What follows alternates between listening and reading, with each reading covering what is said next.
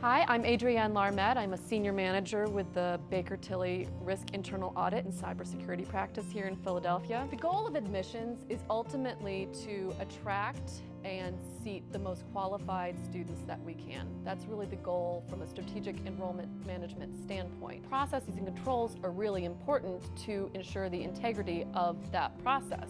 What's also very much important is to have controls around how admissions data comes in, because that really impacts how data about those students is reported out externally. Institutional data reporting, simply put, is really any information that an institution reports out about itself that an end user can deem important. Institutions have to report data for a number of reasons, including Title IV requirements, so those are your federal financial aid. They have to report out on data to recruit and attract students.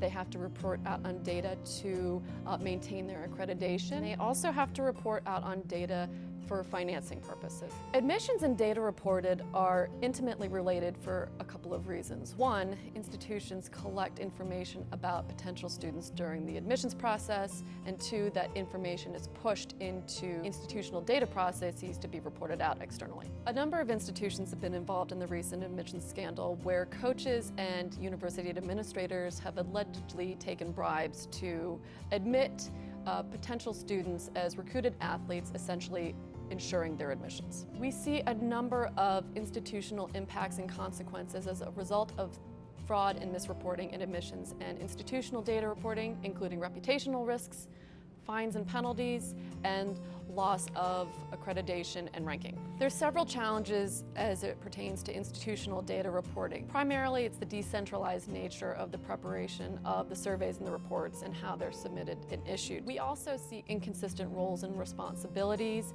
inconsistent use of technology and data source, trouble with essentially showing one's work as how the surveys and the statistics are prepared, and a lack of formal quality control and review over the information that's reported outwards. So there's several things that institutions can do to evaluate their controls around admissions. The most important thing is really understanding the culture that exists at the university and the expectations that are established around ethical behavior. Institutions can also assess broadly what risks are unique to their processes in admissions and identify whether or not they have plans in place and controls in place to address those risks. Institutions can evaluate their controls around institutional data reporting in a couple different areas.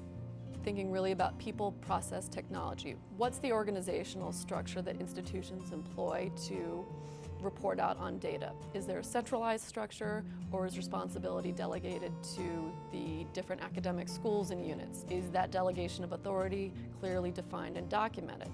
They can evaluate how surveys are prepared, whether or not there's documentation and guidance around that, whether or not there's documentation and guidance around how and when data is extracted, and how surveys and reports are responded to, determine whether there are institutional-wide policies in place to dictate all of this.